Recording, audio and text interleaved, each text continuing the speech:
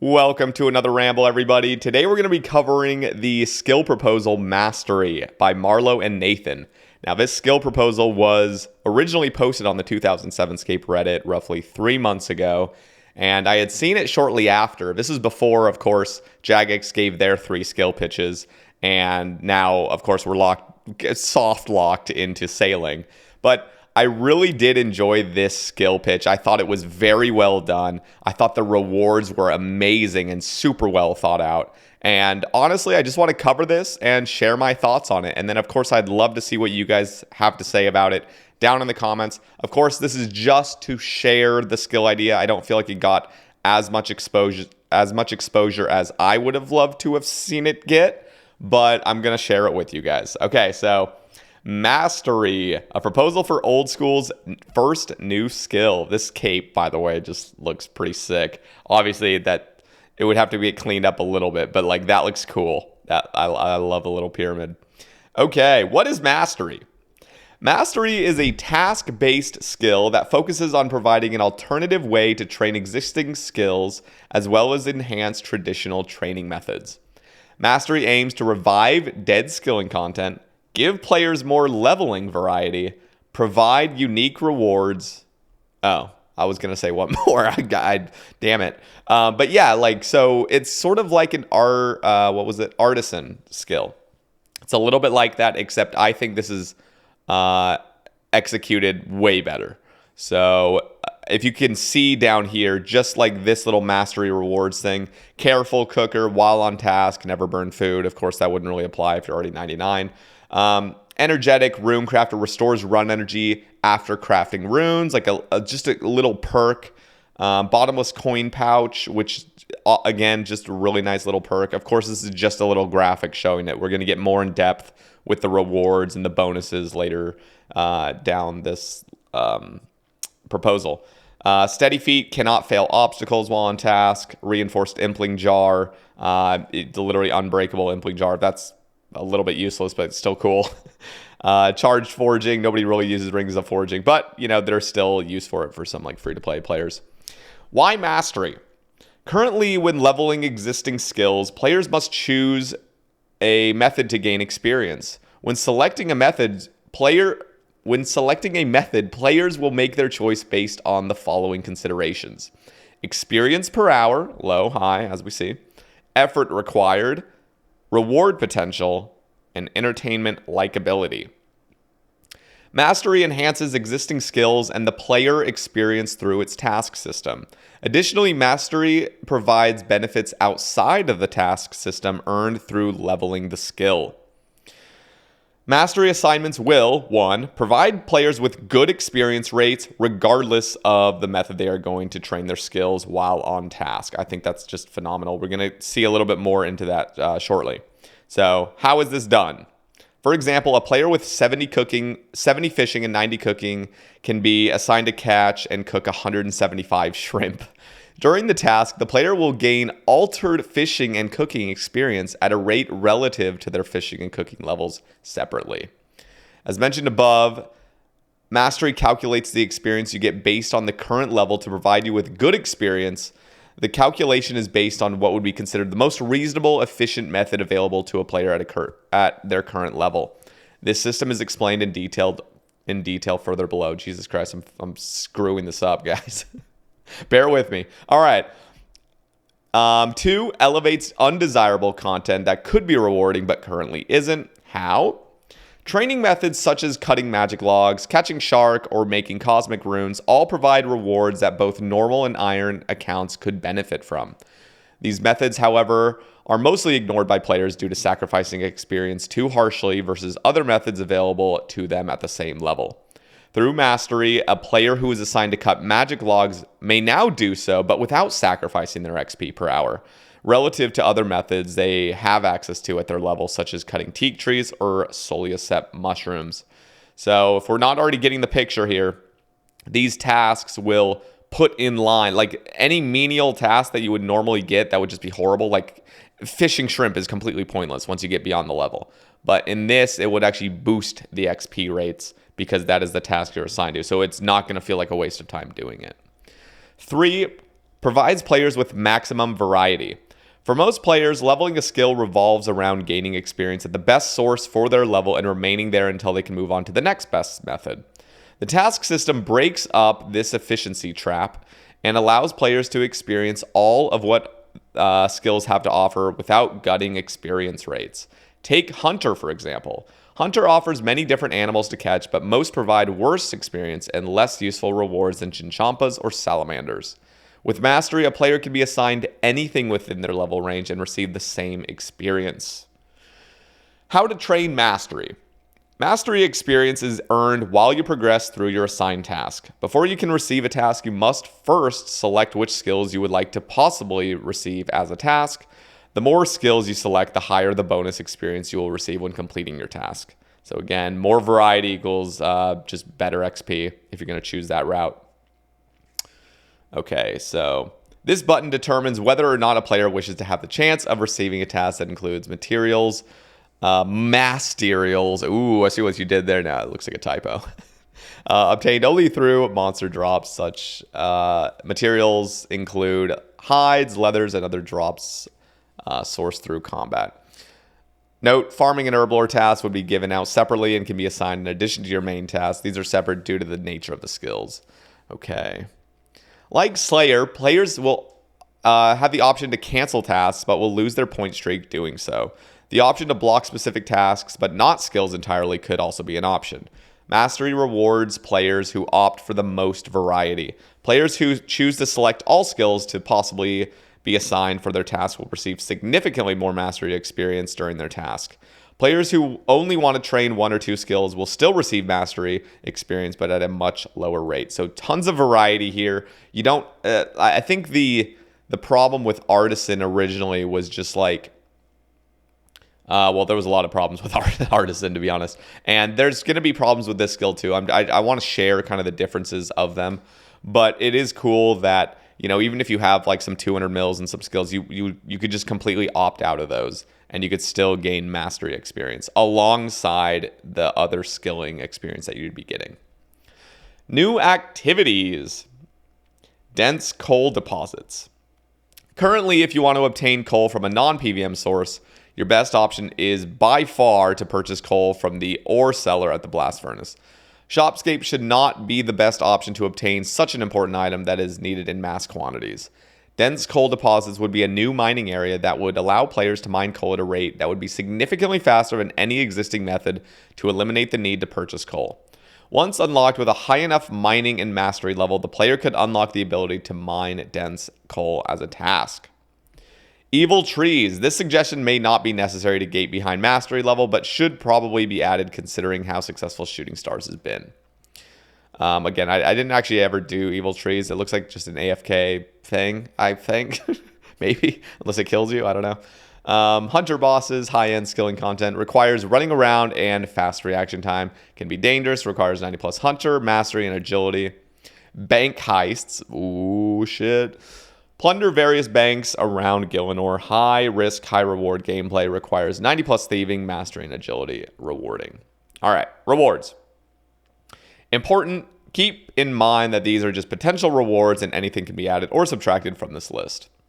Mastery dungeons. Mastery dungeons provide unique locations that are only accessible through leveling the mastery skill. Like the resource dungeons introduced through dungeoneering, these secluded areas will provide exclusive areas to gather resources, level your skills, or kill monsters. Additionally, players with a high enough construction level will be able to build features within some of these locations. Such features could include bank chests or deposit boxes. Static fishing spots. Again, we're already in the rewards, and I think that tons of these have so much potential. It doesn't even need mastery to come out into the game, but we should see this as potential rewards for just skilling in general. I think secluded areas without bots and just easier access. These new static fishing spots I'm about to say. All of these are really cool, but you would almost like need to prove that you're not a bot. And I think that's where mastery would like nicely fill this niche. Now, of course, we are already kind of soft locked into sailing, so I'm not trying to really push this skill. I'm just trying to share it for Just general information for you guys, just to see what other skill proposals were. Static fishing spots. Static fishing spots are fishing nodes which do not move. These would be exclusive to mastery dungeons, which lock them behind a specific mastery level, keeping out bots. Gnome Cube. This is fucking awesome. The Gnome Cube is a quality of life item specifically used for tick manipulating methods. This item, when clicked, will function identically to any object used to start a 3-tick cycle, but cannot fail and ruin the item.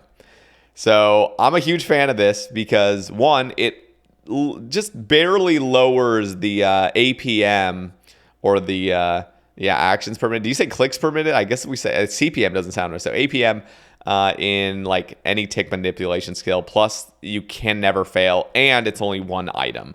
So imagine you're doing 3-tick 4G, 3-tick gems, 3-tick fishing, whatever it be, you can just have a little gnome cube in your inventory and click that to start a 3-tick action, and it cannot fail.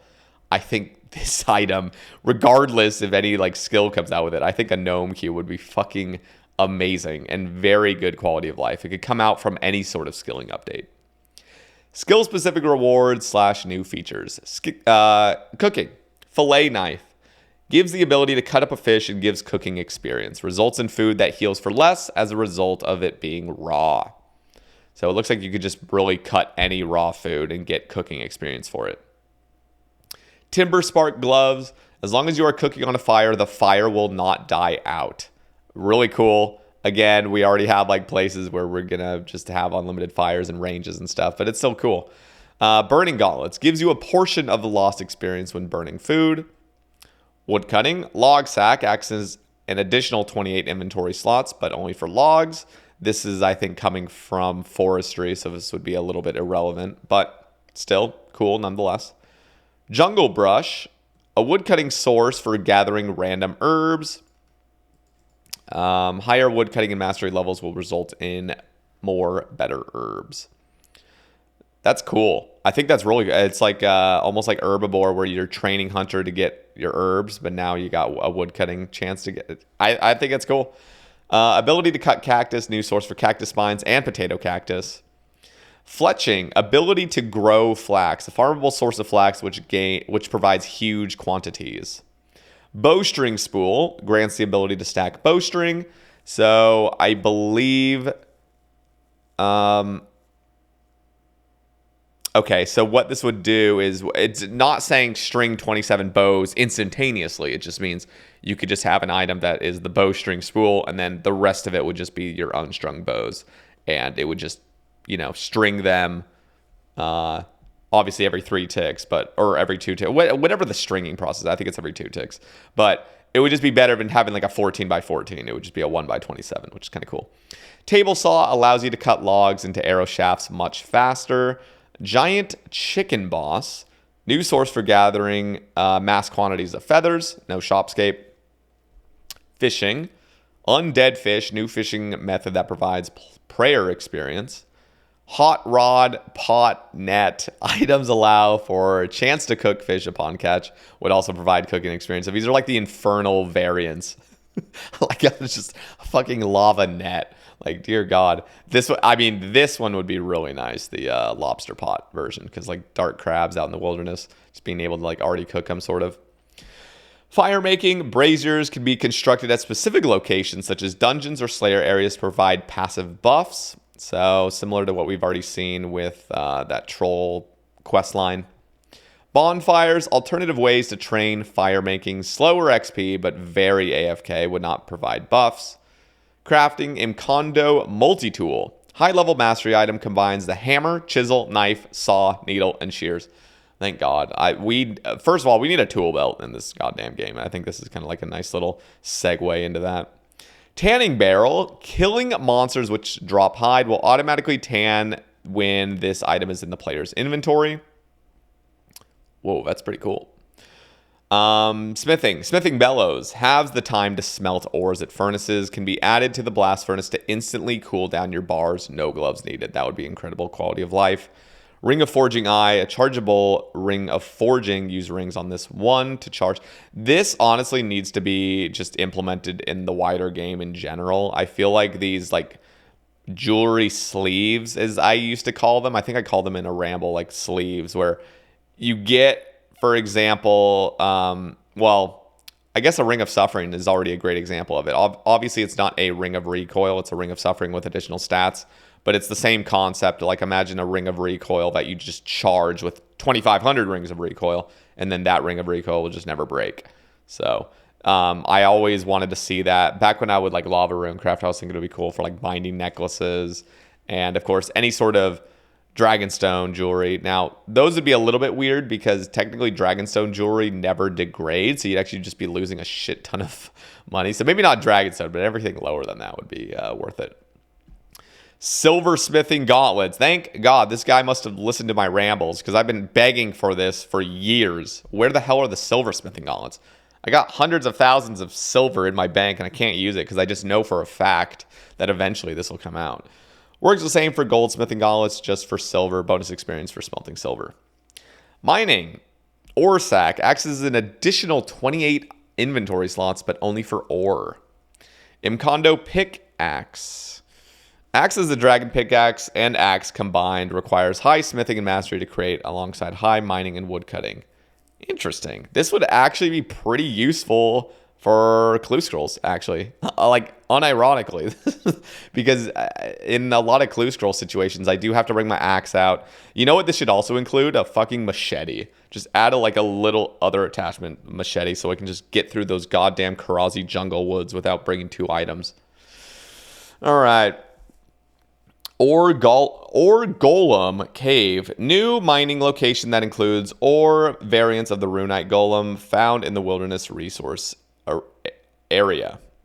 Dwarven ore chutes. Strategically placed ore deposit chutes placed throughout the world, including near mining locations in the wilderness. Herblore single dose potions. A new high-level Herblore potion variant that provides the benefits of a 4-dose potion for the full duration. The stats boosted do not drop, balanced around the fact that if you boost your stats with one of these potions, but then drink a brew, you waste the entire potion and will have to reboost, meaning drink another one of these bad boys. That's kind of cool. Like a 20-minute divine, basically. I believe that's kind of what their idea is. Spicy stew mix. Enhance spicy stews to always give +5 or -5. Grimy gloves allows you to make unfinished pots with grimy herbs. You get the experience you would for cleaning them as well. Magic Herb Patch, a new unique herb patch located within the Farming Guild. The master farmers are experimenting with a new type of magic compost and want you to plant herbs to test it. This herb will act as a sort of daily herb patch that is purely for herblore experience. The patch will take any herb seed and provide experience relative to your herblore level. This means that a player with 90 herblore will get a large sum of experience because they have a high herblore level, even if they use a guam seed. Agility, grippy gloves. Gloves you can combine with graceful gloves. When worn, you cannot fail agility obstacles. Can that just be implemented throughout the entire game? Especially if you're 99. Like, Jesus Christ. Agile buckler, offhand equipable item, restores run energy and obstacle completion. Also increases your total energy pool. Very cool. Stamina necklace, automatically consumes stamina doses when low on energy. Rooftop portals, new locations for Prif portals on other agility courses, could be made only accessible on task. Ability to pickpocket shopkeepers. Uncommon chance to pocket sold items. Holy shit. These ideas are just so unique. I love them. I just think the reason this all caught my eye so hard is just like the reward potential is just awesome. Hidden Buckler reduces or negates damage taken after failing to pickpocket an NPC, obtained as a rare pickpocket drop or from the chests at the Rogue's Castle. Thieves Sack. Sack that automatically deposits pocketed items, up to maybe 10 items. Outfit of Invisibility. When worn, allows the players to pickpocket stalls without being caught. Ooh. Farming, custom farming plot. A new unique farming plot in the Farming Guild allows the players to choose whichever plant they want. Ultimate Compost, Pinnacle of Compost, high farming and mastery level item, protects your crops 100%. I'm surprised this already isn't in the game. Hunter, Extendo Net, doubles your tile reach for catching implings. Like, this is genius. This is so cool. The doubling your tile reach is just fantastic. Oh God, what just happened? What just happened? Where were we? Right there. Yeah, that's really cool. Magic Impling Jar. This Impling Jar will never break. Mastery version of Piro Piro. This guy listens to my rambles 100%. A new Impling area, but slightly easier to catch, more condensed, could be locked behind a high Mastery and Hunter level. A way to get elite and hard clues easier through these two skills. Yeah, get rid of the goddamn wheat, though. New food from Hunter. You would think Hunter would be able to provide high-level food, just like fishing would.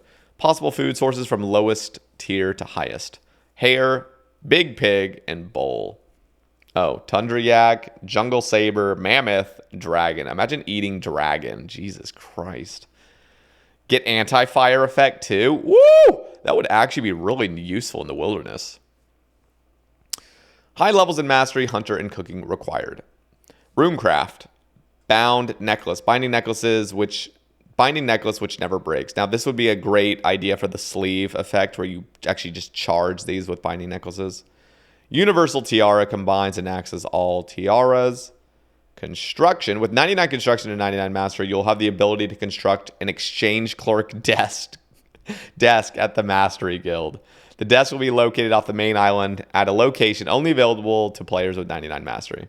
The severely high requirement will ensure that you can use the Grand Exchange without dealing with bots or spammers. Peace at last.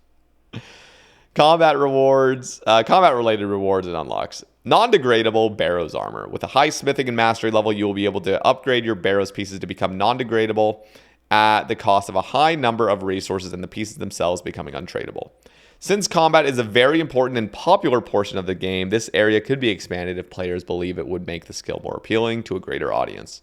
Just as a reminder, this is a proposal and rewards could absolutely be... This is just a proposal and rewards could absolutely be added or removed depending on what the players want.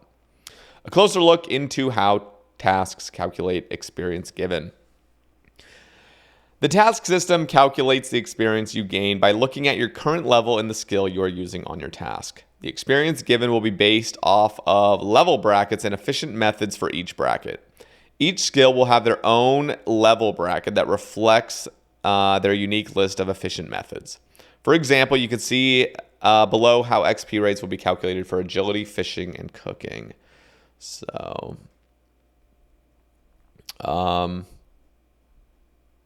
okay, interesting. Each of the dots on the graph represents an efficient method for obtaining experience for that level bracket. Okay, so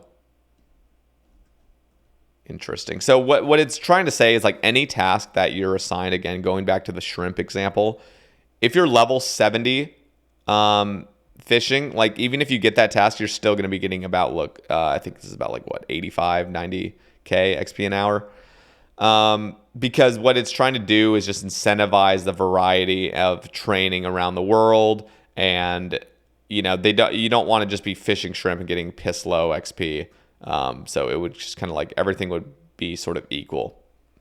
The task system does not intend to provide experience rates that would be obtainable through tick manipulation methods. The task system does not intend to replace the best methods of obtaining experience in any individual skill. A player who wishes to gain the most experience per hour in any one skill will do so by training that skill directly through the best methods available. So this is Mastery is not going to obviously affect people that just want one skill to just get super high XP rates in, as we just read. A player who wishes to... Oh, yeah, sorry, I read that. Tasks that happen to assign a player to the best method in their bracket will give the same experience per hour as utilizing that method would off-task. An additional note on how tasks work. Although you may select only one skill if you wish, all skills except for thieving, agility, and runecraft will have other skills grouped with the task. For example, you may choose to select fishing only. This will mean you are guaranteed to receive a cooking task with it because the skills are associated with one another. If a player has 90 fishing but only 10 cooking, they will not get tasks which require them to catch fish beyond their ability to cook. Okay. However, the player will still get experience